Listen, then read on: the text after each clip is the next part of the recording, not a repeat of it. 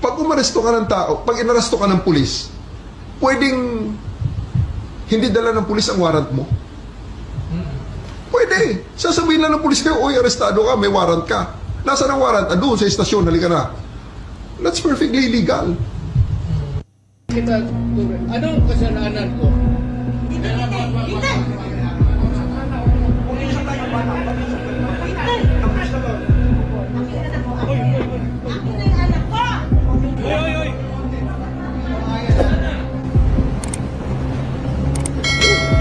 Hihilain mo yan. Hihilain mo yan. Ako maniwala ka, hihilain mo yan. Kakapag manas. Pero hihilain mo yan. Is that our intention? You have to kill me to bring me to him. Balikan po natin itong enforceability ng ICC warrant. Sa pakiwari ba ninyo yung nasa konstitusyon natin, yung sinasaad ulit-ulit ng ating Professor Medina, Article 3, Section 2, na kinakailangan may arrest warrant issued upon discovery of probable cause by a judge, a Filipino judge. Sa palagay ba ninyo yung judge dito kasama na yung ICC judge? Ma'am, we invoke the sub-judice rule, ma'am. We cannot answer any more questions relating to the arrest. So sa palagay ninyo,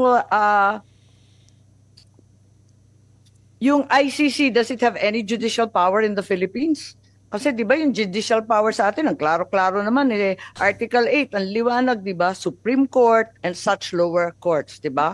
Recognized by the Republic Act 9851. Anong recognized ng 9851? Wala naman sinabi doon tungkol sa judicial. International Tribunal.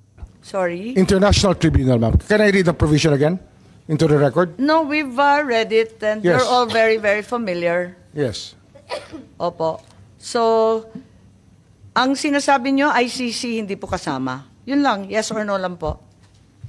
Basta sinabi yung International Tribunal, it belongs to that class, ma'am. Sa palagay ninyo, International Tribunal, sakop na yung ICC. Kahit Sakop po, sakop. Ito, malinaw po eh. Pero Oh. hindi na tayo member, di ba? Sabi ng DFA.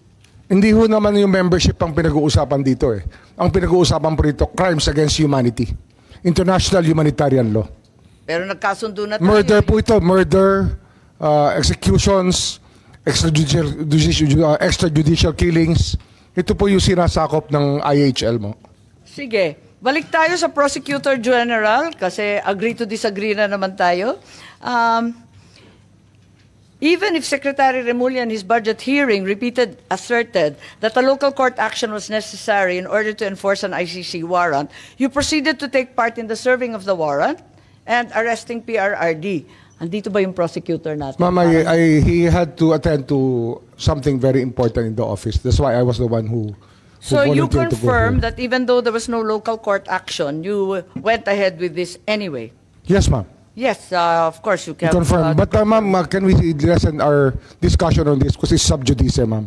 It's a subject of a habeas corpus case in the Supreme Court, which the children of the former President Duterte themselves filed. Yes, we're well aware of the consolidated cases. Was this warrant presented to PRRD at the time he was arrested? Kasi may katanungan, di ba? At may sinasabi si Attorney Medialdea na hindi daw pinakita sa Pangulo. Pwede bang may sumagot? Si General Torre, mukhang kabisado niya. Siya yung nasa video eh. Again, ma'am? Hindi. Yung warrant nung natanggap ninyo yung warrant, naipakita ba yung ICC warrant sa Pangulo, kay Pangulo Duterte? Pinakita ba ninyo sa kanya? Nung inaresto siya, di ba, obligado kayo magpakita ng warrant. Yes, ma'am. Anong pinakita nyo? Right at the tube, ma'am, the Yusik Nikiti, together with PG Fadulion, together with me, gave them the electronic copy through retired General Munti Agudo, ma'am, because that's their condition. They don't recognize the diffusion order. They really want to have a copy of the warrant. That's why soft copy was given to them on the tube. And a hard copy was printed and later on received by Attorney Delgra in the 250th wing, sir. 250th wing, ma'am. May pagkakataon ba si former president na basahin to? Kasi ang pagkaintindi, hindi. Tingnan natin muna yung video kasi mas maliwanag doon. So ang sabi po ninyo, hindi naman kailangan yung warrant kaya hindi ninyo pinakita. Tama po ba yun?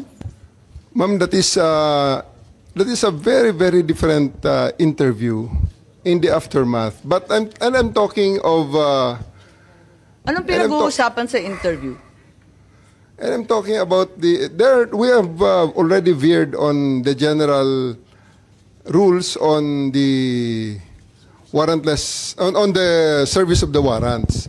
Because during the time, and up to this time, there are still a lot of people saying that I'm wrong in there, that you cannot arrest a person with a warrant that you know as a person has a warrant, yet you cannot serve it without the physical warrant. So, all the lawyers know here Diba ang that sabi, I'm right there. Kailangan ng warrant as soon as practicable. At hinihingi talaga ni former president. Di ba hinihingi niya? Hinihingi ng abogado niya, asan yung warrant? Tama, di ba hinihingi Yes, nila? ma'am. Anong pinakita nyo? We gave them the electronic copy of the warrant, and it was given to them by Yusek Nikiti together with PG Fadulion. It was received by Yung General warrant, anong klase yung Monteagudo. itsura ng warrant? ICC, Interpol? It's an ICC warrant, ma'am.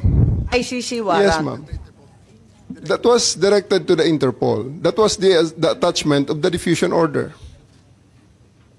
Pero ayon sa ating batas, di ba, napakaliwanag naman na yung court o judge, kinakailangan Pilipino. Di naman sakop nun yung Interpol, yung ICC. Bakit naging warrant rin sa Pilipinas yun? I will defer the answering to that question to the DOJ, ma'am, because I was with the DOJ during the time, and it was the DOJ... Hindi nandun si Prosecutor Fadulion Ikaw naman Yes, ma'am. bumasa ng Miranda rights, hindi man lang yung prosecutor. Tinikoberan mo na yung papel ng DOJ, kaya sumagot ka ngayon. Ma'am, we're talking situation in the tube. Hindi, sinabi mo kasi, ang liwaliwanag, sinabi mo, hindi naman kailangan ng warrant It's a different matter, ma'am. Altogether different matter. Bakit? Ilang warrant ba yan? One warrant, but different. That question on the interview is a different situation, ma'am. So, kailan mo pinakita yung warrant? Yung sinasabi mo electronic copy? The first time, ma'am, it is not At kanino? me. It was not me who showed the warrant. It was Yusek Nikiti together with PG Fadulion, together with me there in the tube of the plane. The former president is still there inside the plane. It was given to retired General Monteagudo, who is with the party. And because during the time, E.S. Mijaldea and the wife and Attorney Delgra had already went back inside the plane and told us, hindi kami lalabas kung wala kayong maipakitang warrant. Kaya nga, so, when was the accused finally shown the warrant of arrest? Di ba dapat as soon as practicable ang sinasabi? Kailan mo pinakita mismo kay former president? I believe, ma'am, the electronic copy is already acceptable now in the rules of court. Yun na nga, pero pinakita mo ba kay Presidente Duterte? It was not me who they invited inside the plane. It was the PCTC through General Alcantara, whom they invited inside the plane, showing to them and explaining to them the warrant. Ganun ba? Napaliwanag ba ninyo, Executive Director Alcantara? Kasi parang ang bilis-bilis lang naman ninyo dun sa eroplano. Ang nakita naming final warrant, 15 pages po. Ganun lang kabilis na nabasa Tama po yung agad? 15 pages po, pero i-present po namin kay President Duterte na nasa 250. Nabasa niya lahat, 15 pages? Ang bilis-bilis lang lumabas Hindi po niya nabasa yun. Hindi niya nabasa. Hindi niya. So,